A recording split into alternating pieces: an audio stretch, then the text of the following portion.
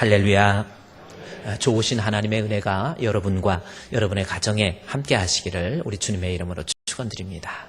우리 옆에 계신 분 한번 인사 한번 하고 안녕하세요. 반갑습니다. 옆에 앉아주셔서 고맙습니다. 그렇게 한 번 더 해주시고요. 자, 오늘 말씀의 제목이 참 믿음의 소유자라는 말씀의 제목입니다. 믿음은 믿음인데 무슨 믿음이에요? 참 믿음이라는 거죠. 진짜 믿음이라는 겁니다. 기름은 기름인데 참기름 있죠? 옛날에는 참기름 비빔밥 시골에서 해먹을 때 한 방울만 떠뜨려도 집안의 냄새가 다 진동했는데 요즘 비빔밥집에 가서 식당에서 참기름 주세요 해가지고 그거 참기름인 줄 알고 막 팍팍 집어넣어가지고 식용유 아주 많이 먹은 거예요. 거의 식용유에다가 참기름 맛만 나는 거예요. 특히 중국에서 수입한 참기름은요 별로 고소하지도 않죠.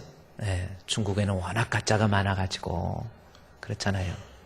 옛날에 언제 한번 얘기했지만은 어떤 사람이 농사를 짓는데 씨앗이 중국 씨앗이 사가지고 씨앗을 다 밭을 갈고 얼마나 열심으로 해서 씨앗을 뿌렸는데 씨앗이 안 나와요.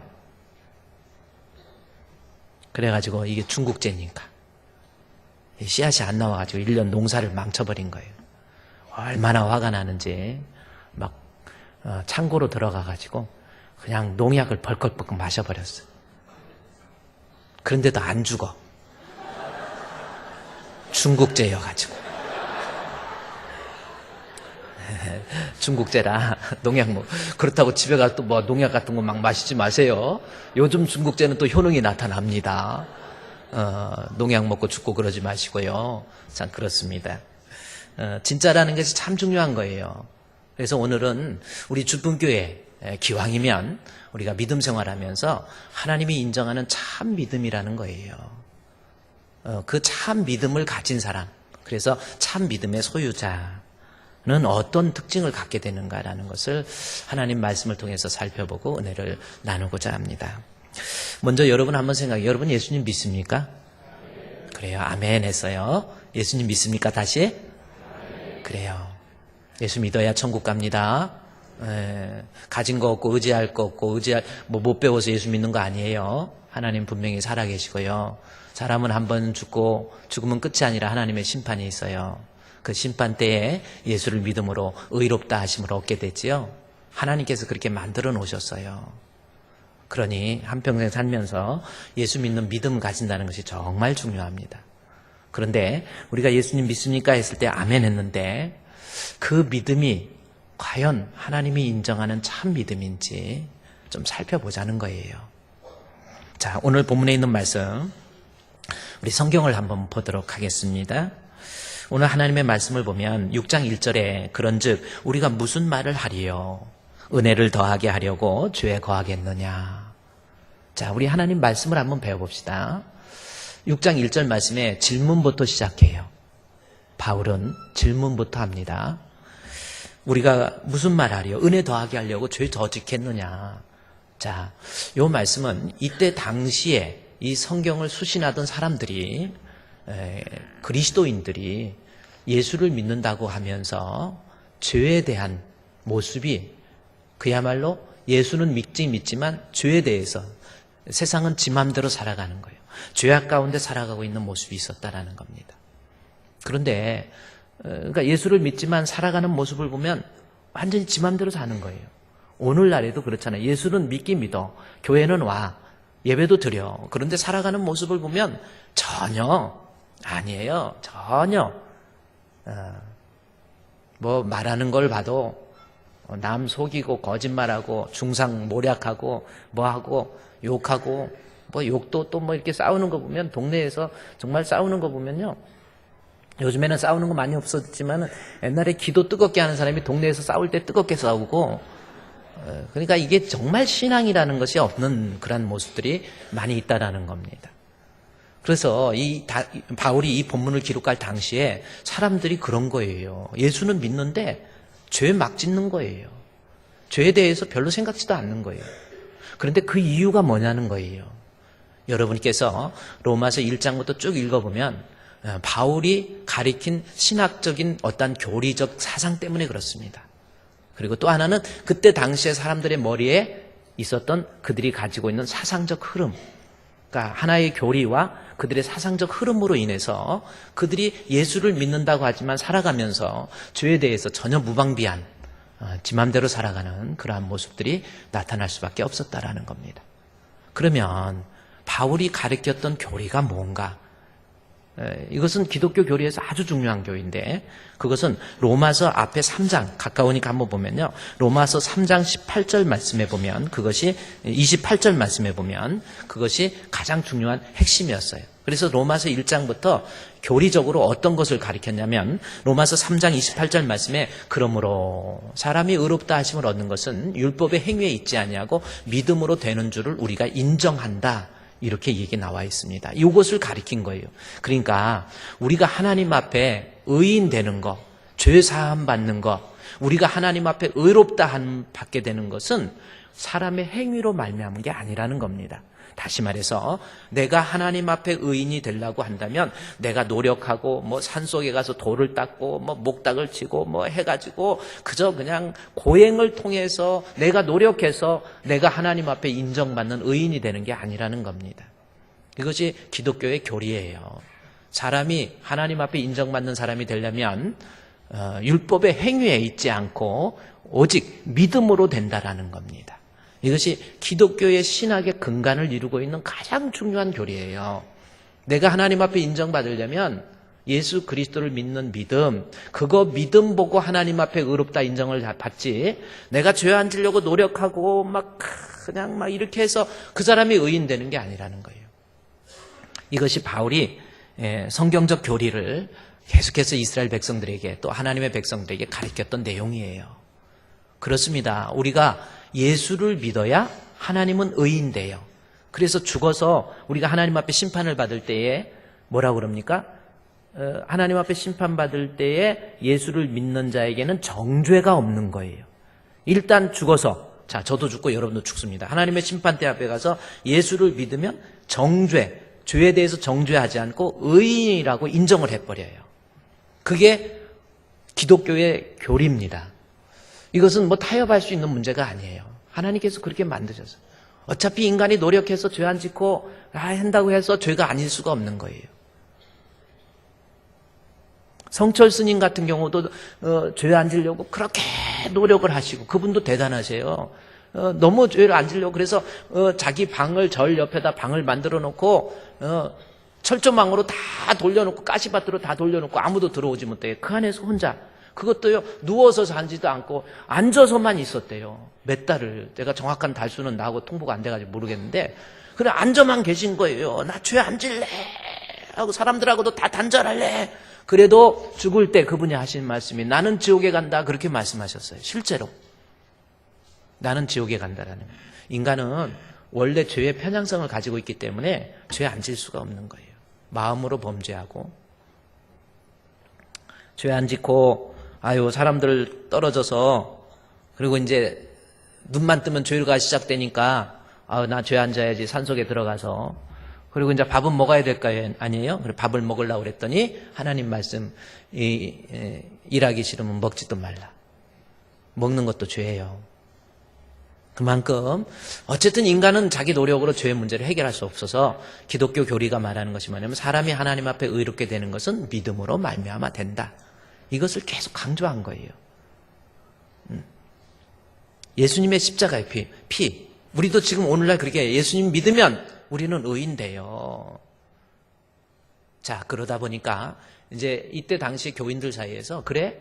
예수 믿으면 어떤 죄도 다 용서받으니까 이제 내 맘대로 사는 거예요.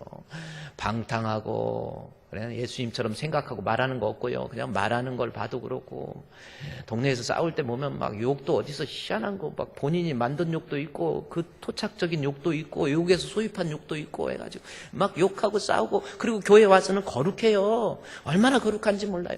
성경책 딱 들고 아유 집사님 안녕하세요. 근데 집에만 가면 완전히 그게 달라지는 거지요. 진짜 믿음이 있냐는 거예요. 지금 바울이 이스라엘 백성들에게, 하나님의 백성들에게 믿음으로 말미암아 의롭게 된다고 그랬더니 특별히요, 예수를 믿으면 어떤 죄도 다 용서받는다. 그것을 또 강조하고 있었거든요. 예수 믿으면 내가 과거에 지은 죄, 그리고 지금 현재 짓고 있는 죄, 그리고 미래에 있는 죄마저도 다 용서해 주신다. 기독교의 교리가 그거예요. 아니 설마 목사님 어떻게 미래에 지은 죄까지 다 용서받을 수 있겠습니까? 이렇게 생각할 수 있잖아요. 아니요. 생각해 보세요. 예수님 십자가에 못 박혀 죽으실 때 우리는 태어나지도 않았어요. 그러면 미래의 죄를, 내 죄를 없애기 위해서 예수님 또 오셔서 또 죽으셔야 됩니까? 아니라는 거죠. 우리 주님의 십자가의 보혈의 능력은 우리의 모든 죄를 사한다라는 거예요.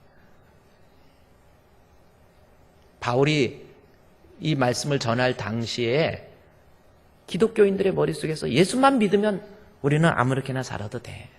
거기에 또 하나 큰 문제의 사상적 흐름이 있었다고 한다면 영지주의라고 하는 철학적인 그런 내용이 교회에 들어와서 영지주의적, 나스틱이라고 하는 영지주의적인 사상이 만들어지기 시작한 거예요. 영지주의는 그때 당시에 이제 그리스 로마에 많이 유행되어 있던 에피큐르스 학파라고 하는 것이 있습니다. 에피큐르스 학파는 쾌락만이 선이에요. 네 맘대로 살아라. 그것이 선입니다. 스콜라 철학이라고 하는 것은 절제라고 하는 거죠. 근데 이때 당시에 그 에피큐르스 학파의 쾌락주의적인 사상이 교회 안에 들어와 가지고 내 맘대로 살아도 영과 육은 전혀 합치될 수 없기 때문에 내가 예수만 믿으면 어떤 죄를 져도 괜찮아 라고 하는 영지주의적 사상의 근간은 뭐냐면 두얼리즘이에요. 두얼리즘이라고 하는 거. 두얼이라고 하는 것이 두얼리즘이라는 것입니다. 이 두얼리즘이라는 것은 이원론적 사상이에요. 영과 육은 별개의 것이기 때문에 내가 영적으로 예수만 믿으면 육신적으로는 내가 세상 살면서 내 마음대로 아무렇게나 살아도 나는 다 죄 용서받을 수 있고 아무런 영적인 거에 문제가 없다. 그러한 영지주의적인 사상과 바울의 기독교적 교리가 이상하게 다른 사람들에게 묶여가가지고 여기 5장에 한번 가볼까요? 5장 20절 말씀에 한번 보십시오. 5장 20절 말씀에 율법이 들어온 것은 범죄를 더하게 하려 함이라. 그러나 죄가 더한 곳에 은혜가 어떻게 돼요? 더욱 넘친다라는 겁니다. 그러니까 죄 많이 지면 은혜가 더욱 넘친다. 이렇게까지 돼버린 거예요. 어찌 보면 논리적 비약이고 어찌 보면 사람들이 생각하기를 이것은 어떤 초등학교 학생들의 수준도 아니다 이렇게 생각할 수 있지만 인간이 대단한 게 아닙니다. 인간의 이 사상이라고 하는 거 있잖아요. 이 사상이라고 하는 거, 이데올로기 있잖아. 이것이 한번 들어가면요. 예를 들어서 이단에 한번 빠지면 뭐 대학 교수 뭐 필요 없어요. 이단에 들어가면 아니 어떻게 이만희가 메시아라. 그것도 믿는다니까요. 악한 영의 역사가 있기 때문에 그렇습니다. 공산주의에 한번 빠져보세요. 부모고 뭐고 필요 없잖아요. 근데 이때 당시 어떻게 사람이 죄 더 지면 하나님 앞에 은혜를 더 받는 거다. 그렇게 변해버렸다니까요. 그 사상에 의해서, 악한 영의 역사에 의해서 바울의 교리를 왜곡해서 해석한 거예요. 그러니까 이때 당시 바울이 답답한 거지요. 예수 믿으면 내 삶에 대해서는 전혀 제어하지 않고 전혀 통제하지 않고 내가 육신대로 그냥 살아도 나는 하나님 앞에 천국 간다. 그것이 믿음이다. 이렇게 생각을 한 겁니다. 그래서 바울이 답답해서 6장 1절에 그런즉 우리가 무슨 말을 하리요? 은혜를 더하게 하려고 죄에 거하겠느냐? 그럴 수 없다. 그렇죠? 2절에 그럴 수 없느니라. 죄에 대하여 죽은 우리가 어찌 그 가운데서 살리랴 하면서 예수를 믿는 사람에게 있어서 죄라고 하는 것이 무엇인가? 예수 믿는다고 하면서 죄에 대해서는 내 맘대로 사는 것, 방탕하고 그렇게 사는 것이 내 신앙과 내 믿음과 관련 없다. 이렇게 생각한 사람들에 대해서 바울이 그럴 수 없다라는 겁니다. 그러면서 참 믿음이라는 것이 무언가를 설명을 해주고 있는 거예요. 자, 진짜 믿음은 이거라는 겁니다. 자, 6장 3절에 무릇 그리스도 예수와 합하여 세례를 받은 우리는, 세례가 나오죠? 그의 죽으심과 합하여 세례를 받은 줄을 알지 못하느냐. 자, 세례가 나옵니다. 4절에 그러므로 우리가 그의 죽으심과 합하여 세례를 받음으로 세례가 나와요. 자, 그러면 우리가 지난주에 공부했죠? 세례가 무슨 뜻입니까? 자, 우리 세례 받았죠? 그리고 앞으로 세례 받을 거예요. 세례가 무슨 뜻이에요? 죄 씻음을 받았다. 제가 지난주에 그렇게 말씀드렸는데도 아직 교정이 안 되고 죄 씻음을 받았다. 그걸 철떡같이 믿고 개떡같이 받아들이고 있는 거예요, 지금. 예수 믿으면, 아니, 세례를 받으면 죄 씻음을 받는다. 그러면 세례가 죄 씻음, 천국 가는 구원의 조건인가요? 아니라고 그랬잖아요. 세례는 죄 씻음을 받았다라는 뜻이 아니고 죄 씻음을 받았다. 즉 나는 예수를 믿어서 죄 씻음을 받았다라고 하는 외적인 선언이라니까요. 죄 씻음의 근거가 아니에요. 조건이 아니라는 겁니다. 죄 씻음은 회개가 있어야 돼요. 예수를 믿지 않았던 것을 놓고 회개하고 회개하면 죄 사함을 받는 거고 죄 사함 받았다라고 하는 것을 내가 만인에게 나는 예수 믿어. 그래서 죄 사함 받았습니다라고 하는 예수 믿는다라고 하는 외적인 표시가 세례예요. 자, 그래서 우리 지난주에 사도행전 2장 37절 말씀에 그 말씀이 나와 있잖아요. 사도행전 2장 37절 말씀에 보면 뭐라고 나와 있습니까? 베드로가 설교를 하니까 그들이 이 말을 듣고 마음에 찔렸어요. 예수님 믿지 않은 거에 대한 양심의 가책을 느낀 거예요. 그때 어떻게 할꼬? 그러니까 38절에 뭐라고 그러니까 베드로가 이르되 자, 회개, 세례 앞에 회개가 먼저 나와요.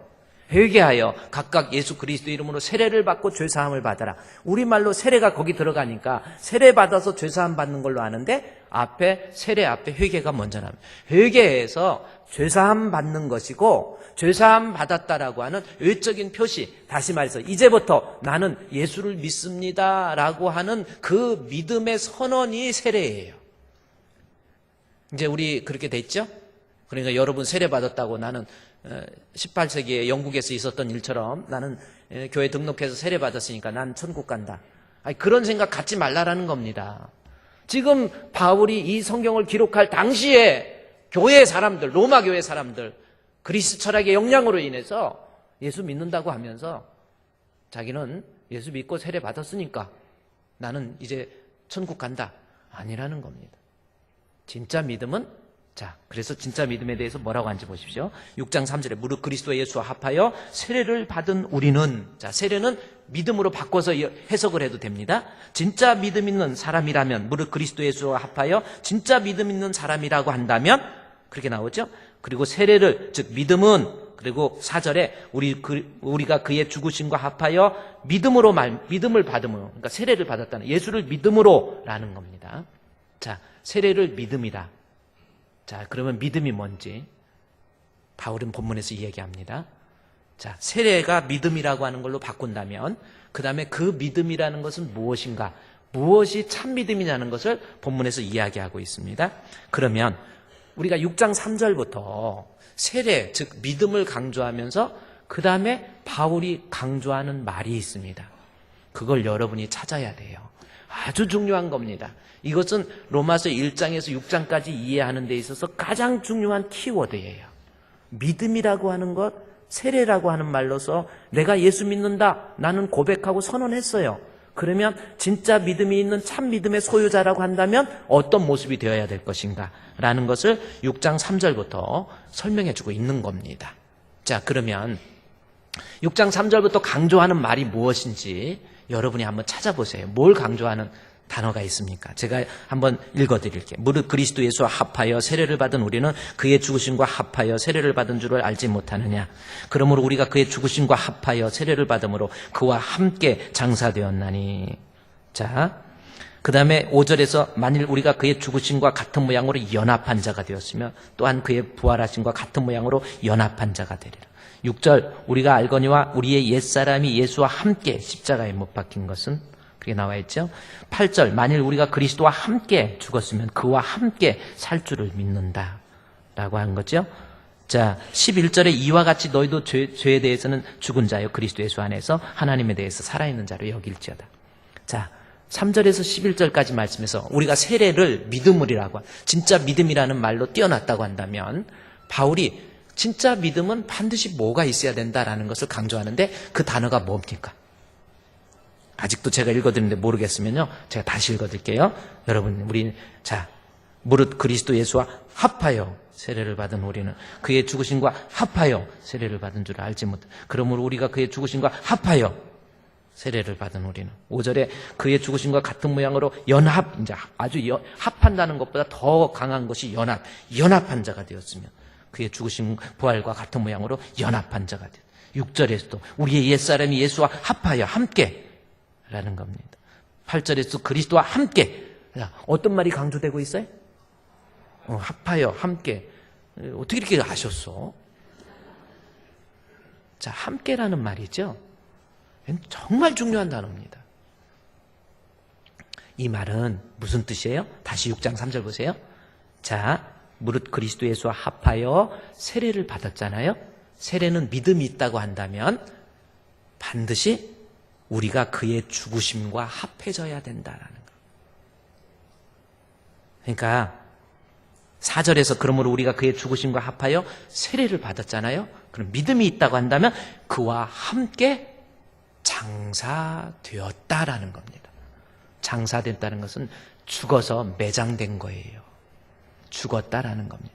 그러니까 진짜 믿음은 내가 나 예수를 믿어 하고 선언하고, 나 예수를 믿어 하고 세례를 받아, 그것이 진짜 믿음이 아니라, 참 믿음은 내가 예수를 믿는다고 선언한 것만큼 나도 우리 주님 십자가에 못 박혀 죽으심과 같이 나도 죽어야 된다라는 겁니다. 그러니까 예수를 믿음으로 속죄함을 받았다라고 하는 속죄의 믿음이 아니라, 그것은 하나의 미완성적 믿음이고, 진짜 참 믿음은 내가 예수님이 나를 위해서 십자가에 못 박혀 죽으심으로 내가 그를 믿음으로 내 죄 사함 받았다, 아멘 아멘, 그걸로 끝나는 것이 아니라 나 자신도 죽어야, 예수님이 십자가에 못 박혀 죽으실 때에 내가 그것을 믿음으로 나도 옛사람이, 죄의 모습이 죽어야 그것이 진짜 믿음이라는 거예요. 그래서 본문에서 4절에서 우리가 그의 죽으심과 합하여 세례 받았으면, 자, 예수 믿는다고 선언했으면 그걸로 끝나는 것이 아니라 그와 합하여 나도 죽어야 된다라는 겁니다. 장사 지낸 바 된다는 거예요. 그래서 이 말씀에 대해서 다시 이야기하죠. 6절에서 우리가 알거니와, 안다라고 하는 것은 믿는다라는 뜻입니다. 내가 확실히 믿건대 우리가 옛사람이 예수와 함께 십자가에 못 박힌다는 거예요. 그것이 진짜 믿음이라는 겁니다. 나를 위해서 십자가에 못 박혀 죽으신 예수님을 내가 믿습니다, 아멘 아멘 하고 할렐루야 찬양하고, 그것은 불안한 믿음, 미완성적 믿음이고, 바울이 이야기하기를 진짜 믿음은 나의 옛사람이, 나의 죄악된 모습이 예수 믿을 때 같이 죽어야 그것이 진짜 믿음이다라는 겁니다. 8절에 만일 그리스도와 함께 죽었으면, 이 말씀이 나오죠. 그러면서 11절이 결론이잖아요. 이와 같이 너희 자신을 죄에 대해서는 죽은 자요, 죄에 대해서 죽어야 그것이 진짜 참 믿음이라는 거예요. 그래서 예수님, 나를 위해서 십자가에 못 박혀 죽으신 예수님을 믿어, 그래서 나는 예수를 믿습니다 라고 하는 속죄의 믿음에서 끝날 것이 아니라 십자가의 믿음으로, 십자가의 신앙으로, 다시 말해서 내가 예수를 진짜 믿는다면, 내가 세례를 받고 예수 믿는다고 선언할 만한 사람이라고 한다면, 나의 옛사람도, 나의 죄악된 모습도, 내 생각도, 내 혈기도, 내 욕심도 십자가에 못 박혀서 나도 죽어야 그것이 진짜 믿음, 죄에 대해서 죽은 자가 되어야 그것이 진짜 믿음이다 라고 하는 거, 이것이 바울이 지금 우리에게 강력하게 선포하고 있는 말씀의 내용이라고 하는 겁니다. 당시에 로마 교회 사람들은 예수를 믿으면 그냥 속죄의 믿으면 구원받아, 이것으로 끝난 거예요. 그러면서 지 맘대로 사는 거예요. 아직도 버려야 될 거 버리지 못하고, 끊어야 될 거 끊지 못하고, 아직도 제 욕심대로, 육의 욕심을 따라서 지 맘대로 방탕하며 타락하며 다른 사람 괴롭히고 눈물 나게 하고 힘들게 하고 거짓과 위선 속에서 그렇게 살아가고 있어도 아예 떳떳한 거예요. 나 예수 믿으면 그거 다 용서받으니까. 그럴 때 바울이 얘기합니다. 내가 진짜 세례를 받아서 내가 진짜 예수를 믿는 사람이라고 한다면 그의 죽으심과 함께 내가 주님께 연합되어서 예수님 십자가에 못 박힐 때 나도 십자가에 못 박히고, 그게 진짜 믿음이라는 겁니다. 여러분은 어떻습니까? 여러분 예수님 믿습니까? 지금 속죄의 미완성적 믿음을 가지고 있지는 않습니까? 진짜 믿음은 내 옛사람 죄악의 모습 죽어야 돼요. 가정에서 죽었습니까? 부부가 살면서 교회에서 신앙생활 잘하는데 집에서는 엉망이에요.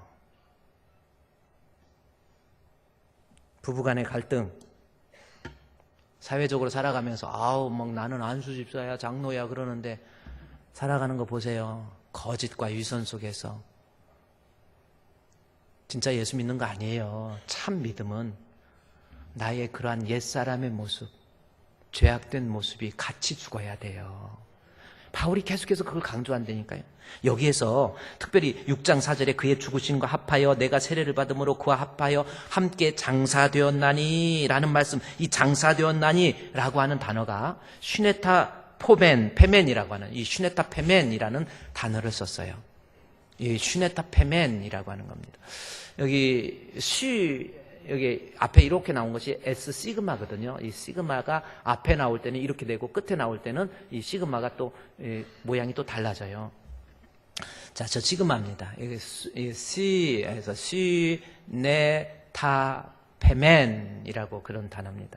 근데 여기 슈라고 하는 것이 영어의 심퍼티 하면은 SIMPHTY 심 하면은 함께라고 하는 심퍼티 하면은 함께 동정한다 이런 뜻이잖아요. 그 어근을 찾아보면 이 수라고 하는 게 슈네 할 때 그것이 함께라는 뜻입니다. 그러니까 우리 예수님 십자가에 못 박혀 죽으신 것을 내가 믿었다. 그러면 나 믿는 순간 나도 예수님과 함께 십자가에 못 박혀 죽어야 된다라는 것이 장사되었나니, 그 시제가 여기 이 슈네타페멘이라고 하는 것이 미래 완료형을 쓰고 있어요. 헬라어에서 분사는 현재 진행형의 의미가 있습니다. 과거 분사는 완료형의 의미가 있고요. 영어하고도 비슷하죠. 그런 면에서는. 자, 여기에서요, 이 슈네타페멘이라고 하는 것은 뭐냐면, 내가 예수 믿어서 이제 나도 죽어야지, 그거 믿음 아닙니다. 예수 믿는 순간 죽은 거예요. 완료된 거예요. 앞으로 목사님 설교 듣고 나도 이제 점점 죽을 거예요.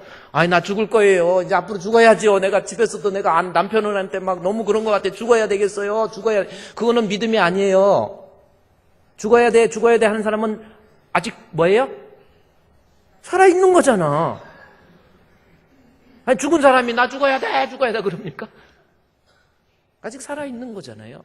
지금 이 말씀은 아주 중요한 거예요. 믿음이라는 것을, 이것을 과거 완료형을 써므로 믿음, 예수를 진짜 믿는다라고 하는 것은 예수님 믿어서, 예수님이 나의 구주로 믿어서 죄사함 받아 그 속죄의 믿음이 아니라, 예수님 믿는 믿음의 사람은 같이 나도 십자가에 못 박혀서 옛사람이 죽어서 내 모습을 통해서 나는 죽고 예수님이 나타나는 모습, 이것이 되어야 그게 진짜 믿음이라는 겁니다.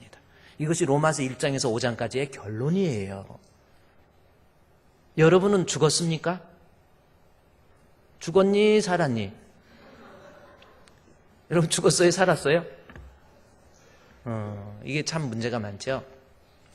어떤 부부가 초등학교 다니는 딸아이, 초등학교 4학년, 초등학교 1학년 딸아이 둘이 있었는데, 두 부부가 어디 가다가 교통사고가 나서 두 부부가 다 죽어버렸어요.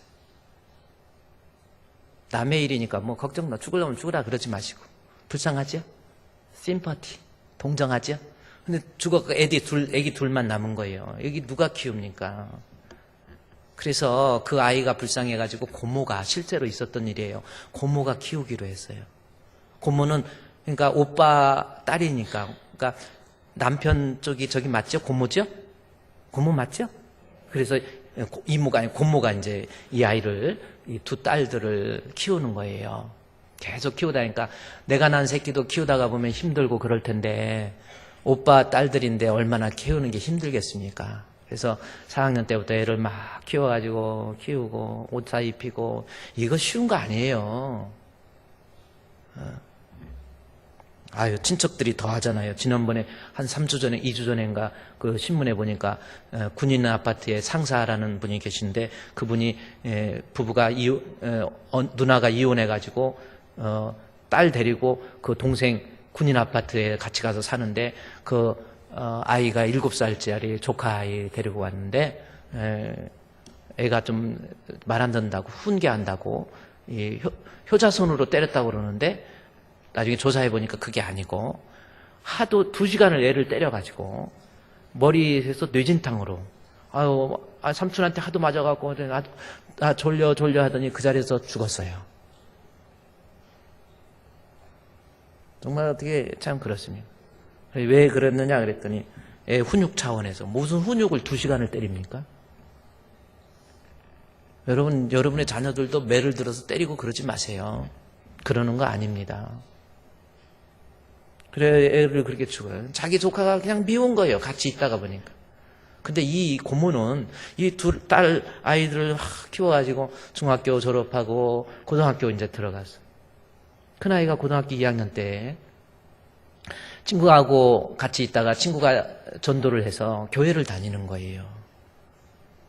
고모는 교회도 막 못 다니게 하는데 애가 교회를 다니는데 교회 다니다가 어느 날 목사님 설교를 듣는데 얼마나 은혜가 되는지. 그 말씀이 뭐냐면 내가 그리스도와 함께 십자가에 못 박혀 죽었나니 이제 내가 산 것이 아니오 내 안에 그리스도가 사는 것이다 라는. 그날따라 이 고등학교 2학년 이 여자아이가 그 목사님 설교를 듣는데 막 눈물이 나는 거예요. 십자가의 복음이 이거구나. 예수님 십자가에 못 박혀 죽으신 것을 믿는 순간 나도 같이 옛사람이 죽는 거구나. 이걸 생각하는데 그렇게 은혜롭고 해서 말씀 듣고 예배 마치고 기도하면서 얼마나 눈물을 흘렸는지 울면서 기도하고 울면서 기도하고 그리고 기도를 마치고 집에 가는데 불안한 거예요. 고모가 보통이 아니거든. 얘가 생각할 때 또 맞을 것 같아. 고모한테 가면서 불안한 거예요. 더군다나 교회도 못 다니게 하는데 교회 가서 못된 남자들 만난다고 못 가게 막 고모가 실제로 그러는 거예요. 그래가지고 안 가려고 막 하는데 이제 가는데 불안하면서 그래도 집에 가잖아요. 집에 가가지고 문고리를 딱 잡는 순간 하나님 앞에 너무 불안하고 두려워서 하나님, 내가 예수를 믿으면 나도 죽는 거지요. 나 죽었어요. 우리 예수님이 고모 만나세요. 문을 열고 방으로 들어가니까 고모가 빗자루를 들고 들어오자마자 막 때리는 거예요. 막 사정없이 욕을 하면서 막 때리는 거예요. 그런데 그날은 이상한 거예요. 옛날 같으면 고모하고 막 대들고 싸우고 막 같이 막 그랬는데 그날은 고모가 때리는데도 아프지도 않고 고모가 막 뭐라고 하는데도 그 소리 들리지도 않아요. 단지 보이기만 하더랍니다. 뭐가 보이는가? 고모 얼굴이 옛날에는 마귀처럼 악마처럼 보였는데 내가 가서 예수님 십자가의 복음을 이해하고 내가 예수를 믿는다면 내 자신이 죽고 나는 죽고 예수님이 주인이다 라는 것을 깨닫고 온 다음에 은혜 받고 나니까 고모가 때리는 거 아프지도 않고 고모가 욕하는 소리 들리지도 않고 보이는 건 고모의 얼굴에 주름살이 보이더래. 매를 맞으면서 고모의 얼굴에 주름살이 보이고 고모의 머리에 흰머리가 보이기 시작하면서 자기도 모르게 고모한테 달려가가지고 고모 고마워요. 고모 미안해요. 고모 사랑해요. 고모가 그 아이가 막 다가와서 자기를 안고 울면서 고모 미안해요, 사랑해요 그 말을 듣는 순간 뭔가 가슴에 뭐가 꽉 내려앉는 것 같더라는 거예요. 아니 이 아이가 옛날 같으면 막 대들고 그럴 텐데 이 아이가 왜 그러지? 왜 그런 거야? 이 아이가 교회를 갔다 오더니 달라졌네? 그러면서 고모도 그 아이를 부둥켜 안고 같이 울면서 결국 같이 네가 다니는 교회 한번 가보자 해가지고 교회 가가지고 예수님 만나고 그리고 권사되고. 진짜 믿음이 뭡니까? 내 혈기 아직도 막 살아가지고 조금만 자존심 상하면 견디지를 못하고 누가 나 비방하고 욕한 것 같으면 참지를 못하고 분노하고 가정에서 부부가 살면서 아무것도 아닌 거 가지고 오해하고 불평하고 싸우고. 예수 믿는 거예요? 진짜 예수 믿으면 속죄의 믿음, 미완성적 믿음에서 벗어나서 내가 예수를 믿으면 우리 예수님 나를 위해서 십자가에 못 박혀 죽은 것처럼 나도 함께 십자가에 못 박혀서 나의 옛사람도 죽고.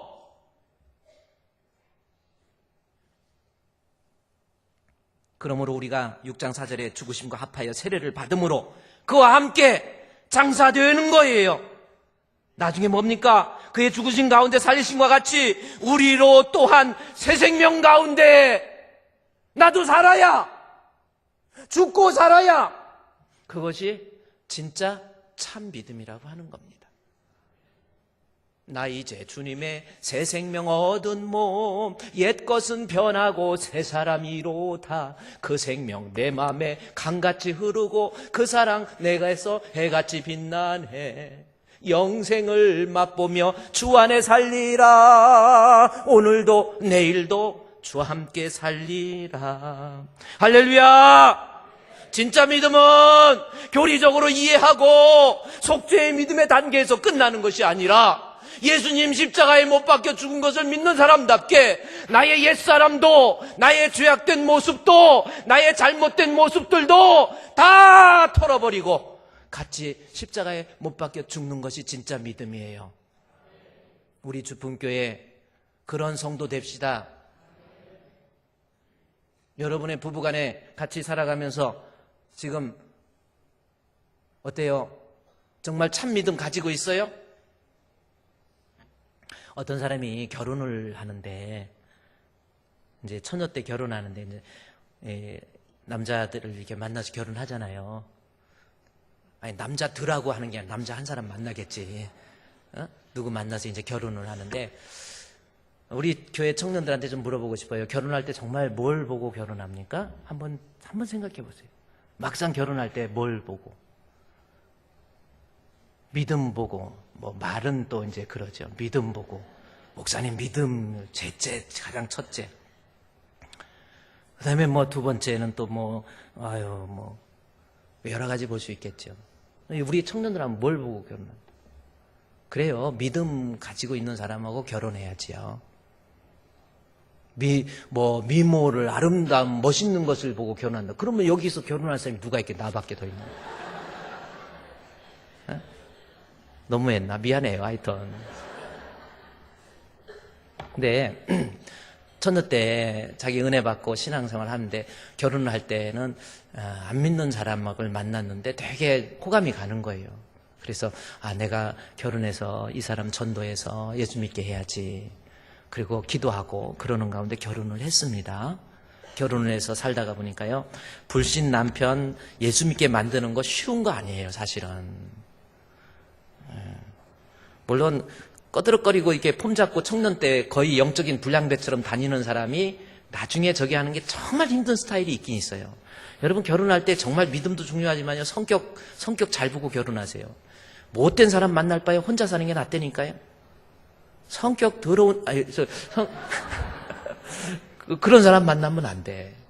근데 불신 남편 만나갖고 해서 결혼해서 이제 어느덧 권사가 됐어요. 그래서 자기 남편 신앙을 놓고 계속 기도를 하는데 안 들어. 그러다가 사람이 세월 앞에 장사 없다고 나이가 한 60 넘어가니까 남자들이 여자 말 듣더래요. 하긴 그도 그럴 것이지. 옛날에는 50으로 했지만 제가 60으로 연장하는데 60 되면요 부부가 살면서 여자가 체구도 더 커져요.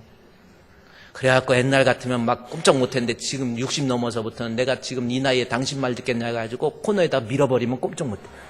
앉아버리면 짜부돼 버리니까요. 조심해. 남자들 이러더니 여자들은 막 키우고 이러잖아요. 우리나라는 또 막 남자는 국방의 의무도 있고 막 그래가지고 막 또 뭐 여기저기 부려먹는 데가 많아요. 관악산 같은 데 올라가는 거 보세요. 끝까지 올라가서 야우 하는 거 보면 90% 여자야. 남자들은 갔다 와. 그래서 젊었을 때 남자들이요 아내한테 잘해주세요. 많이 이뻐해주고 사랑해주고 여보 미안해, 여보 고마워, 여보 사랑해. 자꾸 이렇게 하는 것이 좋습니다. 그것도 지혜예요. 나이 들어서 잘 살려면 그 방법밖에 없어. 새끼들한테 잘해줄 필요 없습니다. 새끼들은 지들 앞길이 따 있어. 두 부부요 좋은 거 맛있는 거 있으면 두 부부 뒤돌아서 까먹으세요. 특히 둘 중에서 누가 먹어야 될 때는 부인들 남편 챙겨주지 마요. 남자가 빨리 죽어야 돼. 왜냐하면 두 부부 중에서 아내가 먼저 죽으면 남자는 정말 불쌍해지더라고. 여자는요 죽더라도 내일 죽더라도 오늘 저녁 양말까지 빨아서 뒤집어 까놓고 그러고 죽어 내일 아침에. 근데 남자들은 여자 죽으면 그때부터는 완전히 그래서 혹시 아버지 어머니 계신데 어머니가 먼저 가셨으면 자식 입장에서 빨리 어머니 모셔드리는 것도 좋대요. 옛날에 아주 마을에 대단한 사람이 있었어요. 어떤 사람이냐면 새로운 원님이 새로 오면은 항상 효자상을 받는 아들이 있었어. 너무 아버지를 잘 모시는 거예요. 혼자 계신 아버지인데 너무 잘 모셔. 그런데 원님이 또 바뀌고 할 때마다 항상 효자상을 받는데 그날따라 새로 원님이 바뀌었는데 잔뜩 매맞고 온 거야. 원님한테. 그래서 아버지가 깜짝 놀라고 아니 우리 아들 왜 매맞았어? 그랬더니 아버지 불효자식이라고 매 때렸어요. 아니 왜 그렇대? 그랬더니 아버지가 지금 혼자 계시는데 할머니도 안 모셔드렸다고? 할머니 없이 혼자 살게 만들었냐고. 그래갖고 원님이 자기를 사정없이 때렸다는 거예요. 그때 아버지 하는 말이 야 이제 비로소 원님다운 원님이 왔구나. 이제 비로소 원님다운 원님이 온 거야. 그래 남자들은요 아내보다 먼저 살면 빨리빨리 죽어 시간 되면 빨리 죽어가지고 해서 여자들 살게 하고 지금 있는 아내 잘해주세요. 제가 그냥 하는 말이 아니에요. 그런데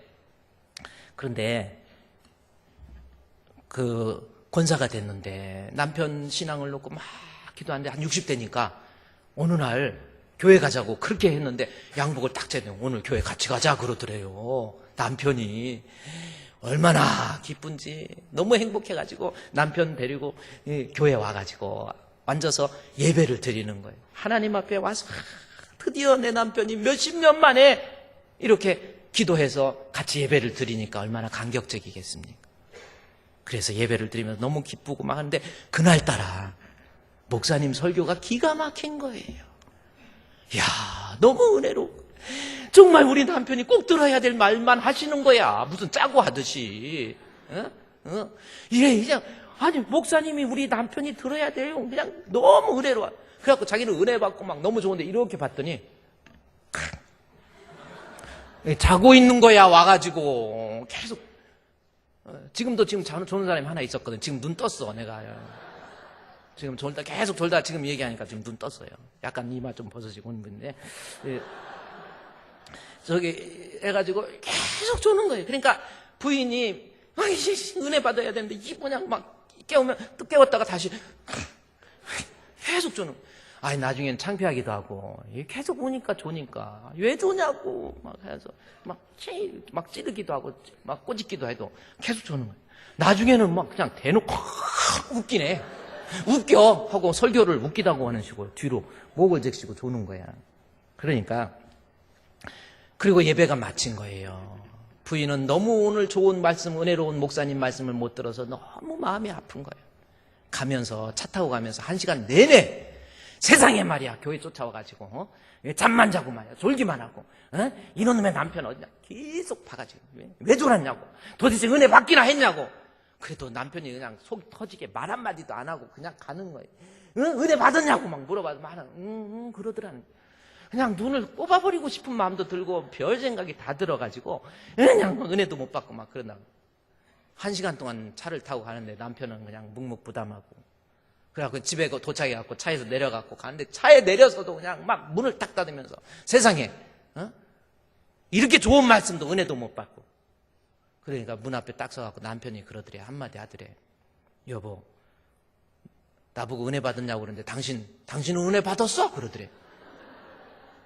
아 받았지. 오늘 목사님 말씀이 얼마나 좋았는데 너무 좋았어. 나는 받았어 은혜를. 그때 남편이 하는 말이 그게 은혜라고 한다면 나 이제부터 교회 안 다닐 거야. 이제 웃겠지 조금 있으면. 무슨 말인지 몰라요? 아니 은혜 받았으면 좀 변화가 돼야지. 그게 은혜 받은 거요? 맨날 바가지 긋고 맨날 힘들게 하고 그게 은혜 받은 거야? 그게 은혜라면 나 교회 안 다닐 거야. 나는 당신의 모습에서 권사라고 하면서 어떻게 예수님 모습을 볼 수가 없어?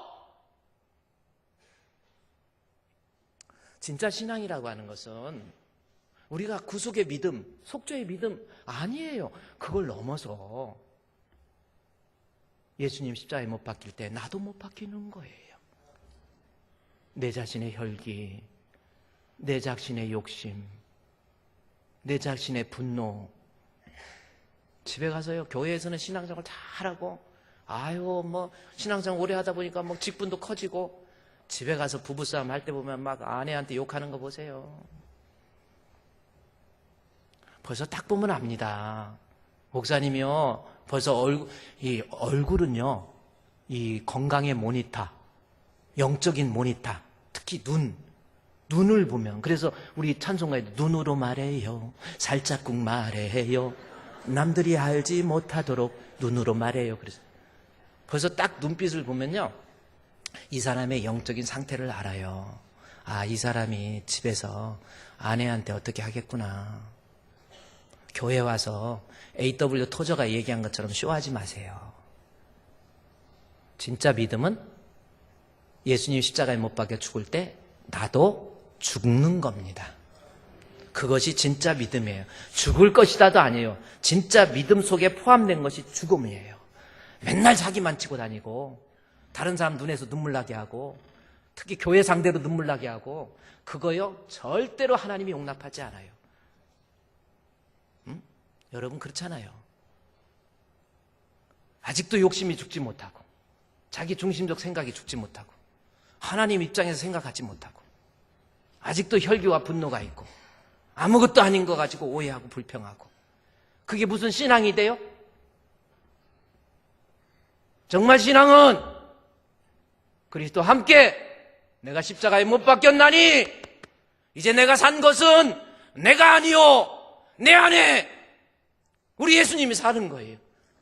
예수님처럼 말하고 예수님처럼 생각하고 예수님처럼 행동해야 그게 진짜 믿음의 사람, 참 믿음의 사람입니다. 오늘도 죽읍시다. 우리 옆에 사람한테 오늘 우리 죽읍시다. 죽읍시다. 죽어야 산다. 뭉치면 죽고 흩어지면 산다. 그 말 있죠? 뭉치면 죽고 흩어지면 살아요. 네? 네? 아니라고요? 우리끼리 내 맘 드는 사람끼리만 뭉치면 죽어요. 내가 흩어져서 예수 전하고 복음 전하면 사는 겁니다. 모르고 말한 거 아니야. 왜 이렇게 나를 무식하게 생각해? 우리 좀 애사람 정말 죽잖아요. 좀 제발 좀 정말 예수 믿고 나 이제 주님의 새 생명 얻었잖아요. 그래서 누가 좀 뭐라고 해도 이러네 해도 그저 너그럽게 이해하고 덮어주고 주님의 마음을 본받고 그래야 내 마음에 평강이 오지. 왜 이렇게 답답하게 삽니까? 주님의 마음을 본받는 자, 그 마음에 평강이 찾아오면 험악한 세상을 이길 힘이 어디서 와요? 하늘로부터 임함이로다. 주님의 마음 본받아 살면서 그 거룩하심 나도 이루리. 할렐루야! 우리 다 일어납시다. 하나님 앞에요. 십자가의 길, 순교자의 삶 우리 생각하면서 주여 나도 십자가에 우리 주님 못 박히실 때 같이 못 박히겠습니다. 나도 죽겠습니다. 라는 다짐을 가지고 정결한 신부의 삶을 다짐하면서 하나님께 찬양 드리도록 하겠습니다.